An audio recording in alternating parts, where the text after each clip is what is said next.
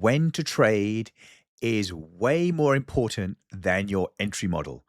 This is the basis of ICT Enigma, time and price.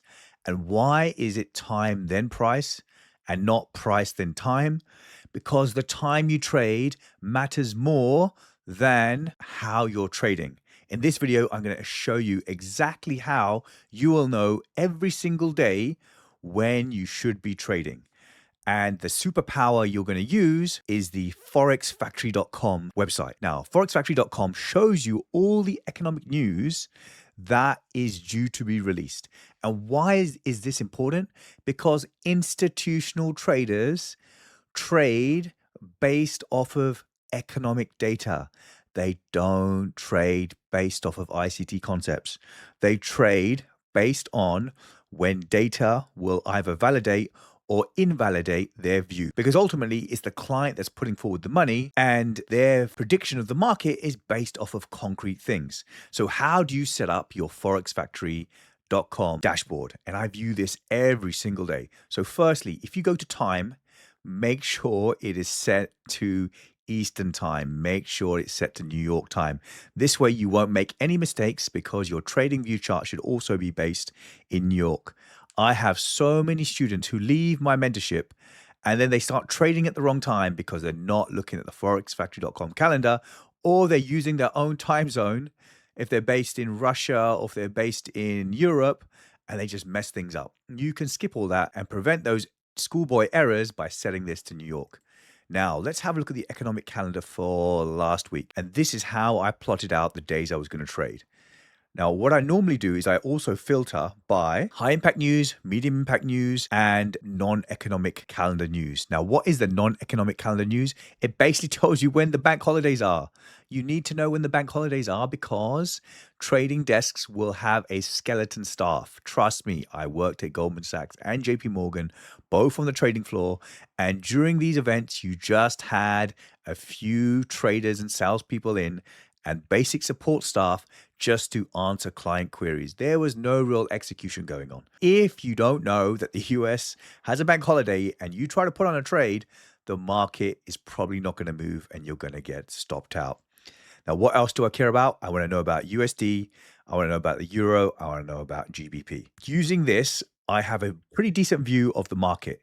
Now, why is this important? As a trader, the worst thing that can happen to you is you see your entry criteria, you get into a trade, but price does not move, i.e. price consolidates. Now, why might price be consolidating? For a number of reasons. Firstly, if you are trading a US asset such as NASDAQ or the S&P 500 or Russell 2000, and that US trading desk is not awake or in the office yet, is price likely to move? No. So what happens in a bank is typically you have a trading book. So let's say there's a trading book for the index futures. As the time zones go from New York to Singapore to London and back again. Sorry, it wasn't Singapore. We had a Tokyo office.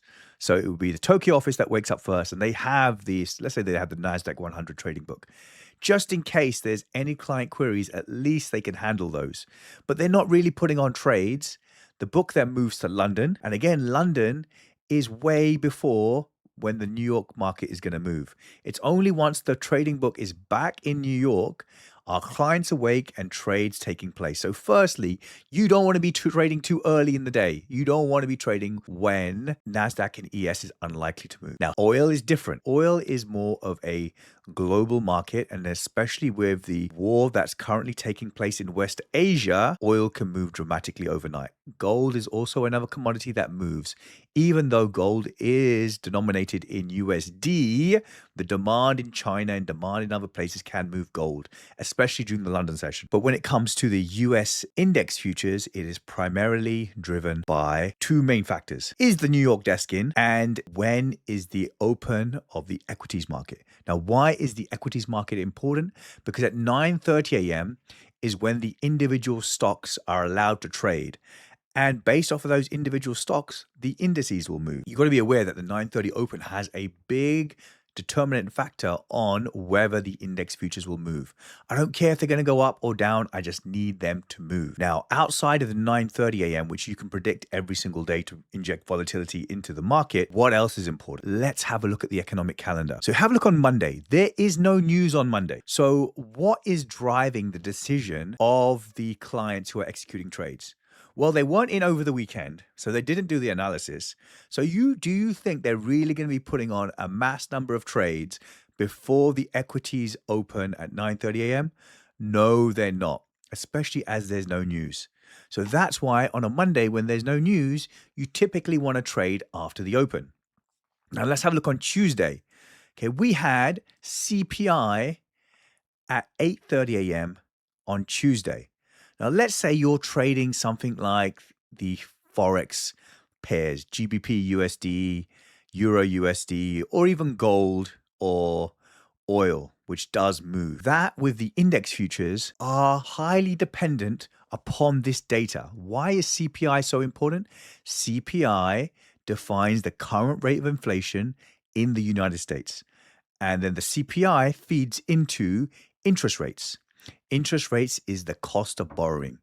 If inflation is too high, interest rates will go up. If interest rates go up, the consumer will be squeezed. Finance companies will be squeezed in terms of their funding. So institutional traders typically wait for the CPI data to come out before a trade is put on, which means you don't want to be trading before this CPI red folder event comes out. But we had a unique event on Tuesday. Not only did we have the CPI data, we had the Fed chairman testifying at 10 a.m. Now, why is this important? Because he can drop clues about the future direction of interest rates. So even though you may have waited for CPI to come out, you still have to wait for this information to come out because based on what he says, the market can move wildly. You don't want to put in a trade and then there's a huge amount of movement as soon as he testifies because he hints that interest rates are going to be more hawkish. Okay, you're going to get stopped out. So in this case, you wait for this news to pass and then you trade. Okay, Wednesday, similar story. PPI, and then the chairman was testifying. So you do not want to trade before these events because you're likely to be held up in a consolidation while the rest of the institutional trading world waits for that information to come out. Why do prices move so wildly during these red folder news events? It's because liquidity is so low that any trade will move the market massively. And that's why you get stopped out and you, instead of losing 1 hour, you can lose a lot more because liquidity is low. So any big trade will move the market drastically. Wait for the news to pass in this regard. Now, Thursday. Now, this is a new occurrence because unemployment claims used to be a red folder event. So we would always wait for that unemployment claims information to pass before we traded. Because once again, unemployment claims feed into the health of the economy, which feed into interest rates, and interest rates feed into the cost of borrowing. Now, before that, unemployment claims was an orange folder event. So in this case, there's ambiguity about whether unemployment claims is a big impact event or not. I would always wait for unemployment claims to pass before you start putting on trades. Now, in terms of Friday, you have an orange folder event. Depending upon your strategy, you can trade much earlier than that 10 a.m. news. And then if you are right in terms of your trade, price should have moved far enough for you to be able to hold through it. So typically an orange folder event won't move the market a lot unless, now let me show you something.